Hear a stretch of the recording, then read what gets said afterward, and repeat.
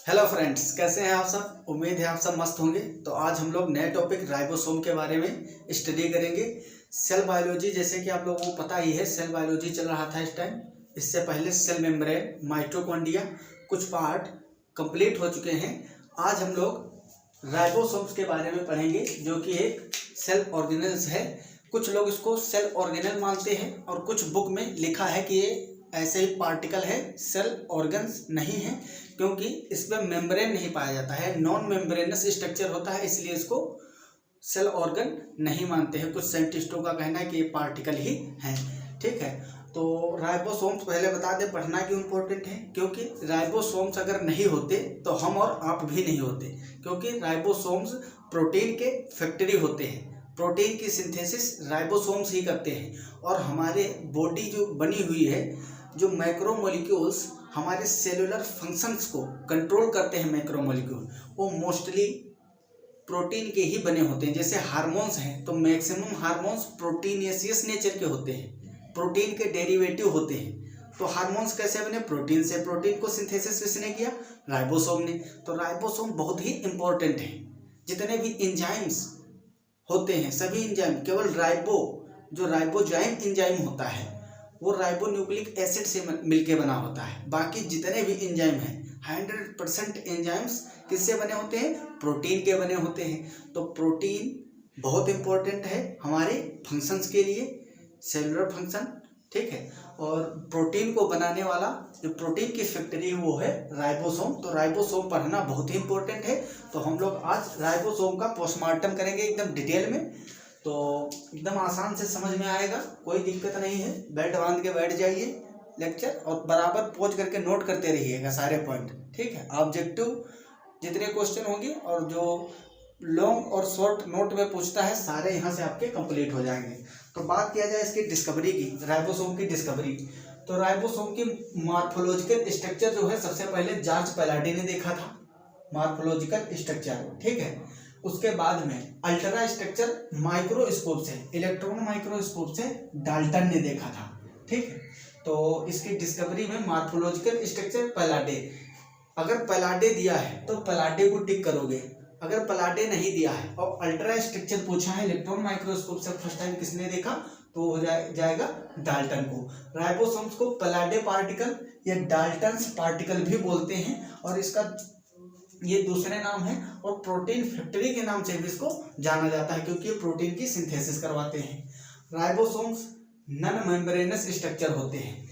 जितने भी ऑर्गेनेल्स होते हैं सेल में, ये एक यूकैरियोटिक सेल्स है, प्लांट सेल बनी हुई है। आपको प्रदर्शित हो रहा होगा, इसमें एक क्लोरोप्लास्ट ग्रीन कलर के दिख रहे हैं, और ये वैक्यूल, इतना बड़ा वैक्यूल किसमें होता है? प्लांट सेल में ही होता है।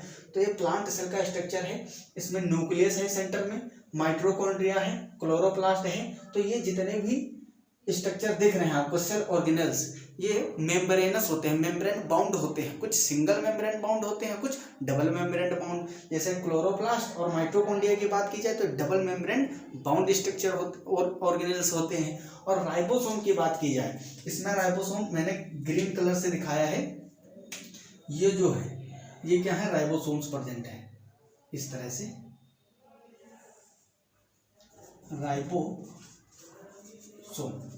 ठीक है, तो ये नॉन मेम्ब्रेनस स्ट्रक्चर होते हैं।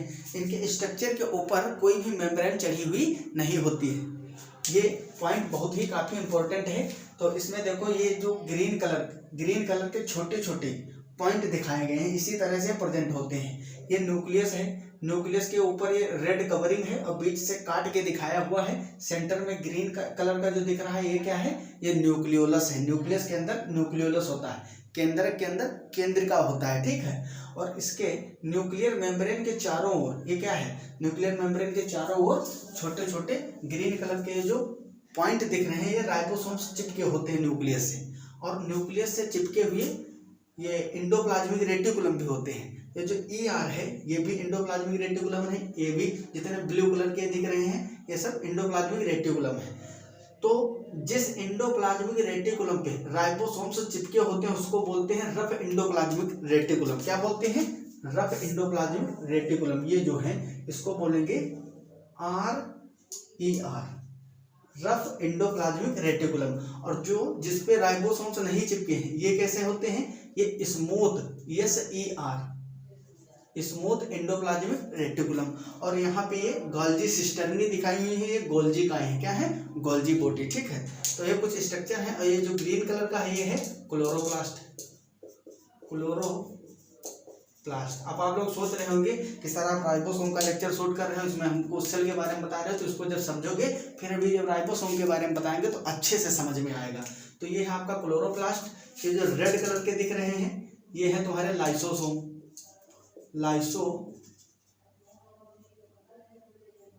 लाइसोसोम। और ये जो ग्रीन कलर के बड़े स्ट्रक्चर दिख रहे हैं राउंड शेप, ये है पैराक्सीसोम, ठीक है। और ये क्लोरोप्लास्ट हो गया, लाइसोसोम हो गए और पैराक्सीसोम हो गए। ये गोल्जी सिस्टर्नी है, गोल्जी कॉम्प्लेक्स या गोल्जी बॉडी बोलते हैं इसको, गोल्जी बॉडी, गोल्जी कॉम्प्लेक्स या गोल्जी अपैरेटस। गोल्जी अपैरेटस में कई सारे एक साथ में उपकरण की तरह कार्य करते हैं तब गोल्जी अपैरेटस बोलते हैं। ये आपका माइटोकॉन्ड्रिया हो गया, माइटोकॉन्ड्रिया, ठीक है। माइटोकॉन्ड्रिया पे लेक्चर ऑलरेडी अपलोड हो चुका है, बाकी जितने सेल ऑर्गेनल्स हैं इस पे भी लेक्चर जल्दी ही अपलोड करेंगे। तो और ये जो बड़ा सा स्ट्रक्चर है ये है वैक्यूल्स, क्या है, वैक्यूल। ये प्लांट सेल में बहुत बड़ा होता है क्योंकि उसमें वाटर को एब्जॉर्ब करके रखने की, कंजर्व रखने की बहुत ज़रूरत होती है। और एनिमल सेल की बात की जाए तो उसमें वैक्यूल बहुत ही छोटा होता है, छोटो सा एकदम होता है, ठीक है। और ये जो रेड कलर की दिख रही है फिलामेंट है, माइक्रो फिलामेंट है, एक्टिन फाइबर, ठीक है। ये एक्टिन फाइबर और माइक्रो फिलामेंट दिखाए गए हैं। और ये जो बीच में बिखरा हुआ दिख रहा है ग्रेन्युलर सब्सटेंस, ये लिक्विड भरा हुआ है साइटोप्लाज्म में, क्या है, साइटोप्लाज्म सेल का। तो ये प्लांट सेल का स्ट्रक्चर है। इसमें राइबोसोम कहाँ दिख रहे हैं, ये ग्रीन कलर के जो पॉइंटेड हैं ये हैं राइबोसोम्स, इस तरह से साइटोप्लाज्म में होते हैं। और कहाँ होते हैं, न्यूक्लियर मेम्ब्रेन से जुड़े हुए या रफ एंडोप्लाज्मिक रेटिकुलम। ये दो जगह, दो तरीके से मिलते हैं। राइबोसोम फ्रीली होंगे, जो फ्री प्रेजेंट होंगे साइटोप्लाज्म में, और एक ऐसा हो सकता है जो कि एक न्यूक्लियर मेम्ब्रेन से और जो एंडोप्लाज्मिक रेटिकुलम है उसकी मेम्ब्रेन से, आउटर सरफेस से चिपके हुए हों, तो उसको बोलते हैं अटैच्ड, क्या बोलते हैं, अटैच्ड राइबोसोम। तो दो प्रकार से मिलते हैं। Ribosomes are non membranous structure, इनके ऊपर मेम्ब्रेन नहीं होती है, नॉन मेम्ब्रेन बाउंड होते हैं।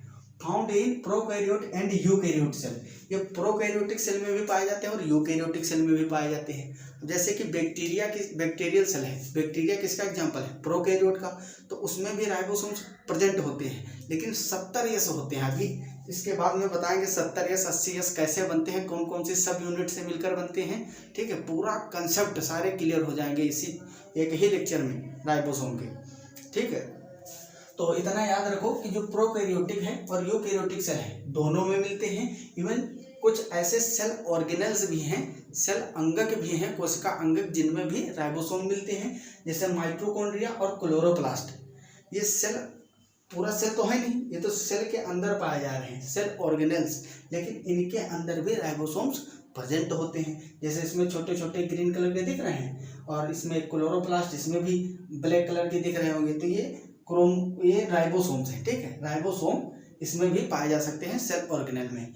लेकिन यूकैरियोटिक सेल में एक्सेप्शन है, स्पर्म जो होता है, स्पर्म में राइबोसोम्स एब्सेंट होते हैं स्पर्म सेल में। और मैच्योर आरबीसी में ना तो न्यूक्लियस होता है ना ही राइबोसोम्स होते हैं। तो ये एक्सेप्शन याद रखना, क्योंकि एक्सेप्शन पे ज़्यादा क्वेश्चन पूछे जाते हैं। तो प्रोकैरियोट और यूकैरियोट हर जगह पाए जाते हैं एक्सेप्ट स्पर्म और मैच्योर आरबीसी ऑफ मैमल्स, जितने भी मैमल्स हैं उनके आरबीसी एब्सेंट होते हैं। Also found in cell organelles, जैसे माइटोकॉन्ड्रिया। जब माइटोकॉन्ड्रिया के अंदर राइबोसोम पाए जाएंगे उस राइबोसोम को बोलते हैं माइटोराइबोसोम। बहुत इंपॉर्टेंट है, सीधा क्वेश्चन पूछेगा, माइटोराइबोसोम्स आर कॉल्ड, एग्जाम्पल दीजिए, ऑप्शन में होगा माइटोकॉन्ड्रिया, माइटोकॉन्ड्रियल राइबोसोम, प्लास्टिडल राइबोसोम्स, इस तरह से ऑप्शन होगा। और जो प्लास्टिड में पाए जाते हैं उसको बोलते हैं प्लास्टिडोराइबोसोम, ठीक है। तो सेल ऑर्गेनल्स में भी प्रेजेंट हो सकते हैं। जब माइटोकॉन्ड्रिया में होंगे तो हम बोलेंगे राइबोसोम, और जब प्लास्टिड में प्रेजेंट होंगे तो उसको बोलेंगे प्लास्टिडो राइबोसोम्स। इन साइटोप्लाज्म, जो साइटोप्लाज्म है सेल का, इस साइटोप्लाज्म के अंदर राइबोसोम्स फ्री प्रेजेंट होते हैं, ठीक है, फ्रीली। तो present free ribosome in cytoplasm. बात किया जाए on the surface of the membrane, तो इंडोप्लाज्मिक रेटिकुलम और न्यूक्लियर, जो न्यूक्लियस है, न्यूक्लियर मेम्ब्रेन, इसकी सरफेस पे मिलते हैं प्लाज्मा इसकी मेम्ब्रेन की, ठीक है, न्यूक्लियर मेम्ब्रेन और इंडोप्लाज्मिक रेटिकुलम, तो वहां भी प्रेजेंट हो सकते हैं, वो अटैच्ड होते हैं। राइबोसोम्स 2 यूनिट से मिला होता है, यहाँ पे बनी हुई है, ये लार्ज सब यूनिट है और ये स्मॉल सब यूनिट है। इसको अभी डिटेल में समझेंगे, पहले देख लेते हैं। राइबोसोम्स लार्ज सब यूनिट और स्मॉल सब यूनिट में डिवाइड होता है। जो लार्ज सब यूनिट होती है ये attached to the membrane of nucleus with the help of ribophorin protein. अभी दिखाएंगे अलग स्ट्रक्चर बना के कि किस तरह से न्यूक्लियस से जो लार्ज सब यूनिट होती है वो अटैच्ड रहती है प्रोटीन के थ्रू, राइबोफोरिन प्रोटीन से, और जो स्मॉल सब यूनिट होती है ये फ्री इन साइटोप्लाज्म में प्रेजेंट होती है। ये जो लार्ज सब यूनिट है न्यूक्लियर मेम्ब्रेन से अटैच्ड रहती है राइबोफोरिन प्रोटीन के थ्रू, और जो स्मॉल सब यूनिट है ये फ्रीली मूवेबल होती है, फ्री मूव करती रहती है साइटोप्लाज्म में, ठीक है, मूवमेंट करती रहती है। जब सिग्नल मिलता है सेल को प्रोटीन सिंथेसिस का, तब ये जो स्मॉल वाली यूनिट है ये जुड़ती है जाके लार्ज सब यूनिट से with the help of magnesium ion. अभी बताएंगे मैग्नीशियम आयन बहुत इंपॉर्टेंट है प्रोटीन सिंथेसिस के लिए। अगर मैग्नीशियम आयन की कंसंट्रेशन कम है तो प्रोटीन का सिंथेसिस नहीं हो पाएगा, ठीक है। तो इस तरह से इसको आप लोग पोज करके नोट कर लीजिए, उसके बाद में आगे बताते हैं डिटेल में, मस्त एकदम समझ में आने वाला है।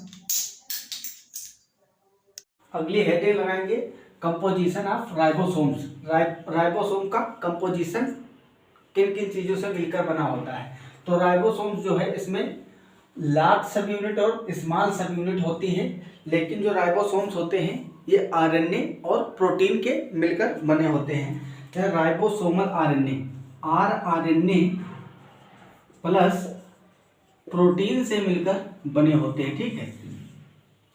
तो इसके कंपोजिशन की बात की जाए, पहले देखते हैं जो यूकैरियोट और प्रोकैरियोटिक सेल्स हैं उसमें किस टाइप के राइबोसोम्स प्रेजेंट होते हैं। ऑल प्रोकैरियोट्स और cell organelles has 70 type ribosomes.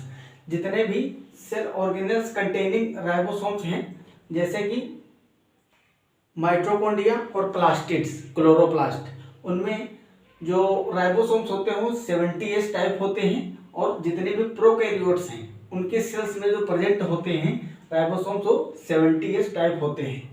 Eukaryotes has 80 type ribosomes. ये जो यस है, यस का मतलब होता है स्वेडबर्ग कांस्टेंट, या इसको सेडिमेंटेशन कोफिशिएंट भी बोलते हैं। इसका मेनली ये जो है रिप्रेजेंट करता है साइज को, साइज एंड डेंसिटी को रिप्रेजेंट करता है यस। जैसे कि 70 2 यूनिट से मिलकर बना है, लार्ज सब यूनिट और स्मॉल सब यूनिट। तो जो 70 की लार्ज सब यूनिट होती है वो 50 होती है। अब देखो यस से पता चलता है उसके साइज के बारे में, ये 50 है तो बड़ा साइज, 30 छोटा साइज, तो ये साइज और डेंसिटी को बताता है। यस यहाँ पे लिख दे रहा हूं, साइज एंड डेंसिटी, ठीक है। तो यस जो है रिप्रेजेंट करता है साइज और डेंसिटी को। अब 70 टाइप जो है ये 2 यूनिट से मिलकर बना है, सब यूनिट 50 और 30। अब आप लोग सोच रहे हो कि जब 50 और 30 मिला तो 80 टाइप बनना चाहिए, लेकिन जब ये दोनों यूनिट पास में आके जुड़ती हैं तो उसमें थोड़ा सा धस जाती है एक दूसरे में। जैसे कि ये लार्ज सब यूनिट और स्मॉल सब यूनिट अलग अलग थी, फिर जब एक में जुड़ेगी, ठीक है, मैग्नीशियम आयन के प्रेजेंट में, तो ये थोड़ा सा धस जाती है, तो 10 कम पड़ जाता है। तो 50 और 30 मिलकर बनाती हैं 70, 60 और 40 ये मिलकर बनाते हैं 80। जो 80 हैं वो यूकैरियोट में प्रेजेंट होते हैं और 70 प्रोकैरियोट और सेल ऑर्गेनेल्स में जो राइबोसोम्स होते हैं उसमें प्रेजेंट होते हैं। बात किया जाए 70 की, तो 70 में 60 to 65% आरएनए होता है, और 35 to 40% प्रोटीन्स होता है। 80S टाइप जो है इसमें देखो, इसमें आरएनए ज़्यादा है 70s में, लेकिन 80s में आरएनए कंटेंट जो है ये कम होता है और 55% प्रोटीन होता है, प्रोटीन का पोर्शन ज़्यादा होता है 80S में।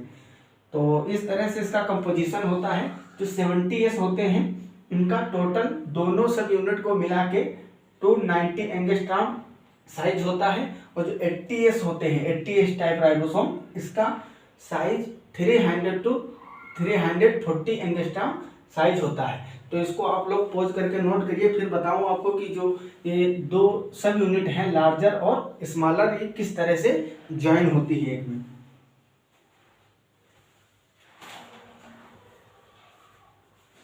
आई होप आप लोग पॉज करके नोट कर लिए होंगे।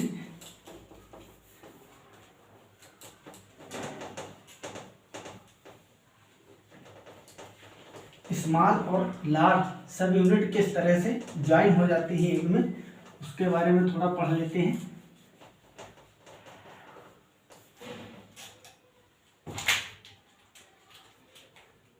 इस तरह से एक लार्ज सब यूनिट और एक स्मॉल सब यूनिट। मैग्नीशियम आयन के प्रेजेंट में जब 0.001 मोलर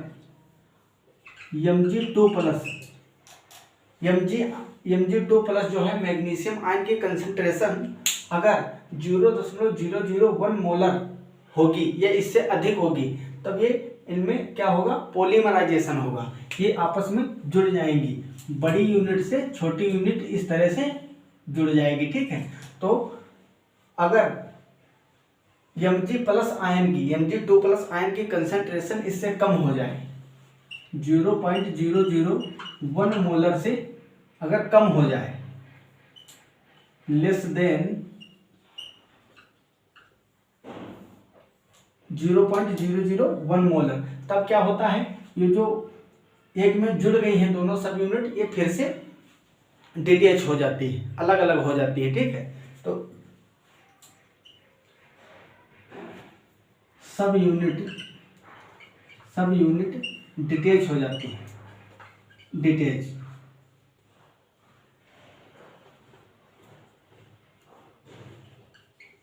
अलग अलग फिर से हो जाती हैं।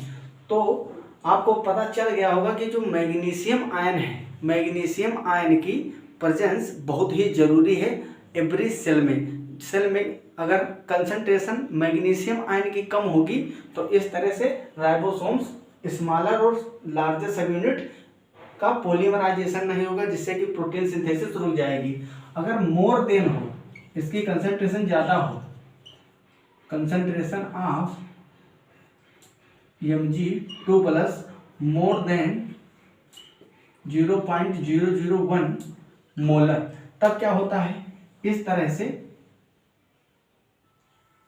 एक राइबोसोम दूसरे राइबोसोम से जुड़ जाते हैं। अगर Mg2+ आयन की कंसंट्रेशन 0.001 मोलर से ज़्यादा है तो इस तरह से डाइमर का फॉर्मेशन करते हैं। क्या करते हैं, डाइमर का फॉर्मेशन करते हैं। ये राइबोसोम डाइमर है। क्या है, डाइमर।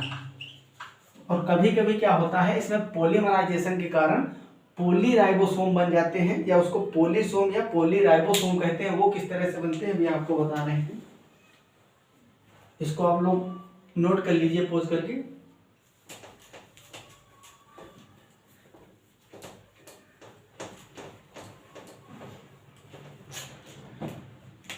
इस तरह से बहुत सारे राइबोसोम्स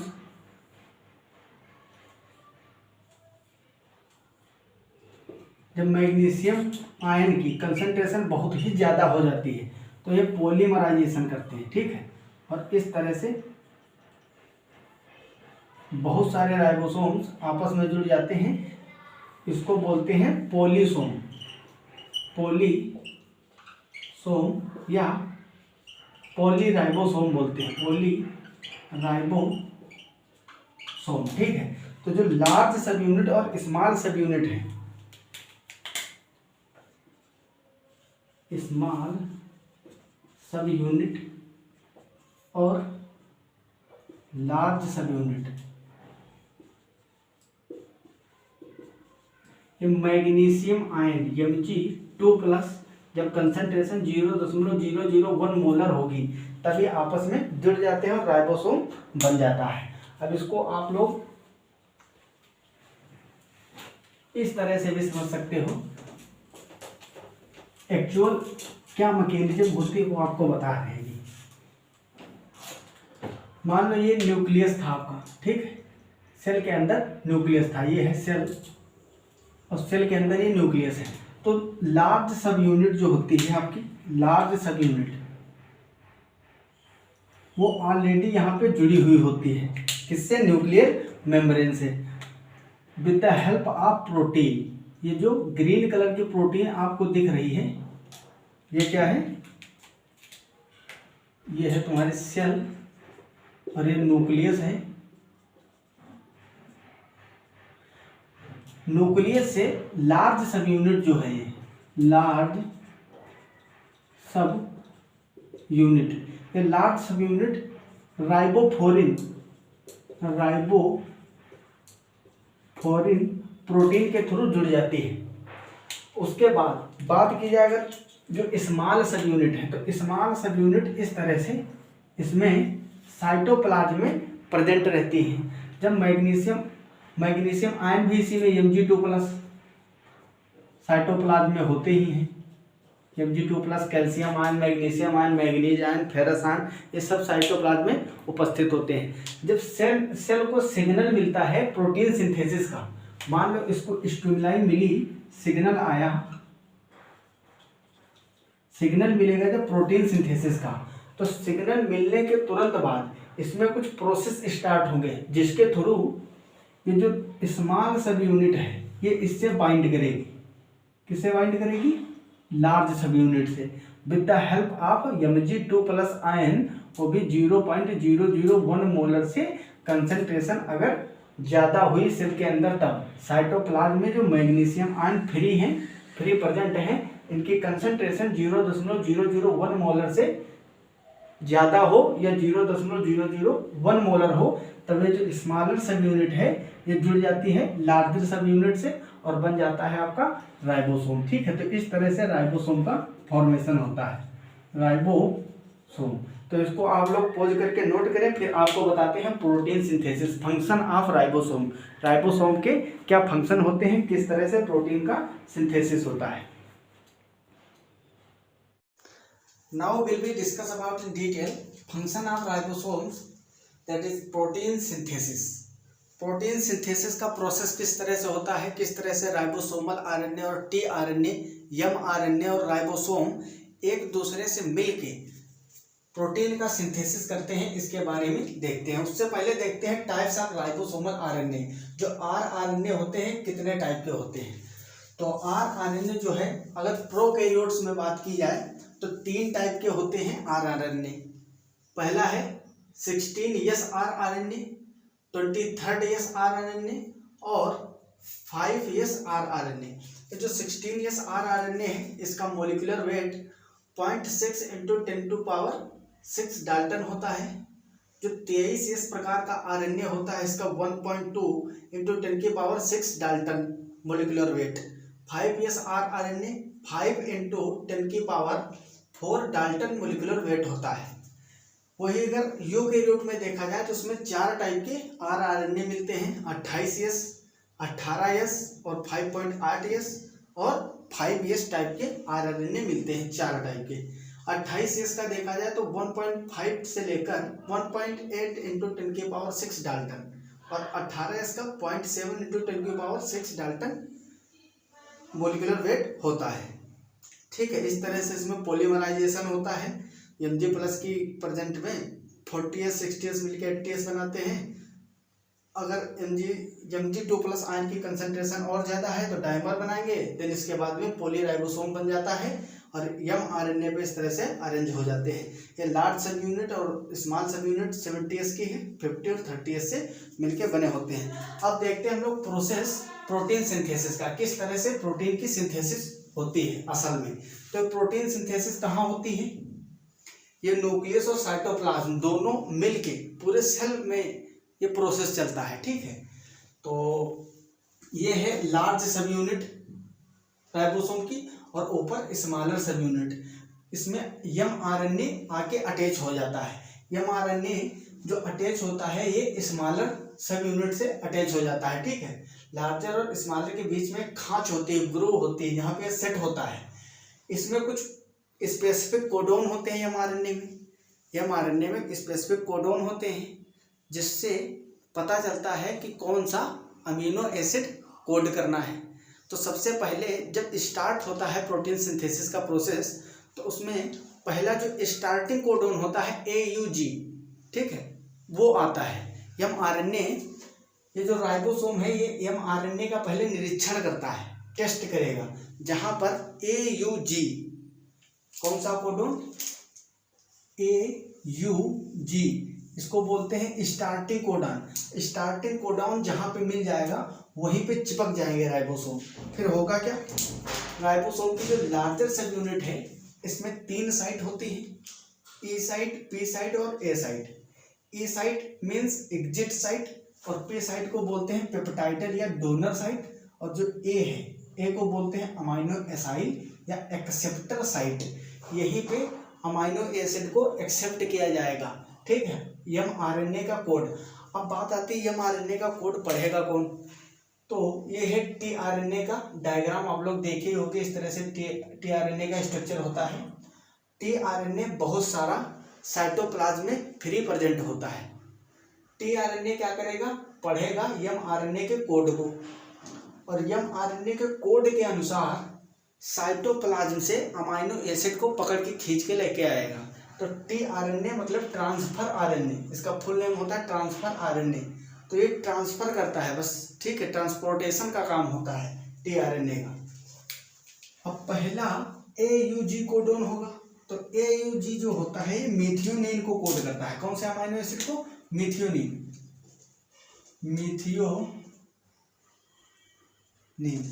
कोई भी प्रोटीन का जब सिंथेसिस होगा, किसी भी प्रोटीन का, उसमें फर्स्ट टाइम मीथियोनिन सिंथेसिस होता है, क्योंकि पहला स्टार्टिंग कोडोन AUG है। अगर AUG mRNA स्ट्रैंड में AUG एब्सेंट है तो कभी प्रोटीन सिंथेसिस जो है वो स्टार्ट ही नहीं हो सकती, ठीक है। ये स्टार्टिंग कोडॉन है, यहीं से स्टार्ट होता है। तो tRNA मीथियोनिन को साइटोप्लाज्म से पकड़ के लेके आएगा और P साइट पे, A साइट पे फिक्स कर देगा। कहाँ पे, P साइट पे। तो इधर देखिए जो फर्स्ट है डायग्राम, इसमें दिखाया है मैंने, E और E, P, A तीनों साइट है, लार्ज सब यूनिट, स्मॉल सब यूनिट। ये P साइट पे tRNA आके बाइंड करेगा। mRNA में कोडोन पढ़ेगा AUG, इसका कोडोन होगा AUG, उसको पढ़ेगा। उसके बाद में tRNA, ये रेड कलर का अमाइनो एसिड है, फर्स्ट अमाइनो एसिड को, मीथियोनिन को कोड करके लेके आएगा वहां से पकड़ के, और P साइट पे RNA बाइंड हो जाएगा, tRNA यहाँ पे बाइंड हो जाएगा। फिर अगले स्टेप में, सेकंड स्टेप में क्या होता है, यहाँ पे देखिए ये बाइंड हो चुका है। ये है mRNA जो रेड कलर का स्टैंड दिख रहा है, ये बाइंडिंग एट P साइट पे बाइंड कर देगा। फिर क्या होगा, एक दूसरा tRNA जो अमाइनो एसिड स्ट्रैंड है, इसमें आगे का कोडॉन पढ़ेगा।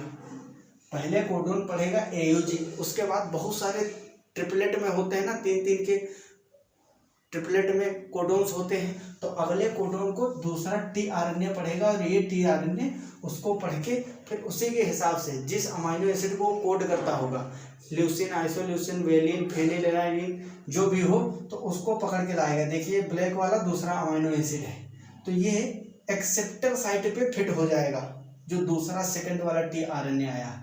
अब जो पहला अमाइनो एसिड था और दूसरा, इसके बीच में बॉन्ड का फॉर्मेशन हो जाएगा, पेप्टाइड बॉन्ड का। 2 अमाइनो एसिड के बीच में पेप्टाइड बॉन्ड का फॉर्मेशन होता है। अमाइनो एसिड का स्ट्रक्चर पढ़े होंगे, ये C है, इसमें क्या होता है अमाइनो एसिड में, एक होता है R ग्रुप, एक होता है अमाइन ग्रुप NH2, और एक COOH, और दूसरा यहाँ पे H होता है, ठीक है। अब R वेरिएबल नंबर होता है, यहाँ पे कभी हाइड्रोकार्बन चेन को डिफरेंट करोगे, डिफरेंट अमाइनो एसिड्स मिलते जाएंगे। एक अमाइनो एसिड का NH2 ग्रुप और दूसरे अमाइनो एसिड का कार्बोक्सिलिक ग्रुप जब बॉन्ड बनाते हैं, तो यहाँ से H2, यहाँ से H निकलता है, यहाँ से OH निकलता है, और यहाँ से एक H निकलेगा, -H2 वो जब निकल जाता है तो इसमें पेप्टाइड बॉन्डिंग होती है, ठीक है, पेप्टाइड बॉन्ड फॉर्म होता है। तो इस तरह से दो अमाइनो एसिड के बीच में पेप्टाइड बॉन्ड फॉर्मेशन होगा। ये जब अमाइनो एसिड पढ़ाएंगे बायोकेमिस्ट्री में सेकंड सेमेस्टर में, तब आपको बताएंगे किस तरह से पेप्टाइड लिंकेज बनती है।